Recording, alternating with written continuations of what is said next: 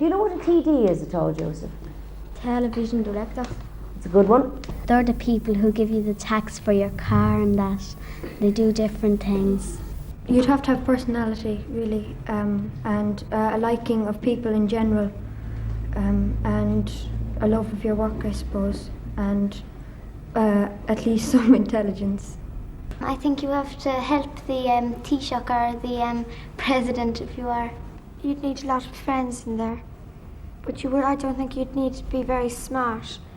Only, as Kevin said, politics, you'd need a very lot of that. Well, I never listen to Anna like that. I only listen to things parts about the Taoiseachs. That's all I ever listen to. Well, would you know the difference? I think the rest is a load of rubbish. 3 decades ago, I spoke to children the length and breadth of Ireland about politicians and politics. Well, as you'll see, we got some colourful and insightful answers. So, 3 decades on, what's their take on it today? Let's have a look.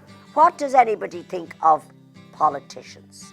He polishes stuff. He polishes stuff, a politician. I think you have to be a good people person. Like when you're the president or something, you're gonna be famous, but you have to still know how to connect with the normal average people in Ireland. If you ask them to do something, I think they should do it before they win the vote, because then if he does win, then you have it done, and then so he doesn't forget about it. I know they're doing good for the country, but like I just hate how they come up to the door and then every 10 minutes you have someone knocking on your door, hey, vote for us. Another person came up to our door and said, would you vote for him? And we were having our dinner and we could hear what they were saying.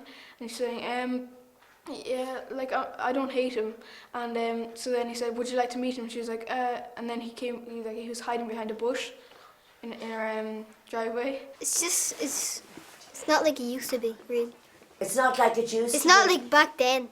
If your daughter knows to get married and she was looking for a house, someone come around and said that we'll get a house for her if you vote for us. And people vote then, they wouldn't come back at all about the house. They go around with speeches and they tell them what improvements they're going to make on the country, and they might set up a swimming pool or two or something like that in the country. They go around and they spend a lot of money on posters, and they go around wasting petrol in vans and making empty promises and things like that. And what's an election? When someone votes for someone, but there's millions of other people and you can't choose because they all have good faces on them, and it's just hard because they're all happy and you don't know who to pick. They're wasting money making posters and then throwing them away when the election's over because they have to take them down 2 days after the election. I think it's a waste of money because you're not going to learn much about them with just their face. Yeah, it just says, vote it for has me. nothing about them, it's just the face. All they do is make a face. I'm going to do an example face. And they just say, vote number 1. What happens if you don't tell the truth? Everyone's going to hate you and they're not going to vote you for the next one.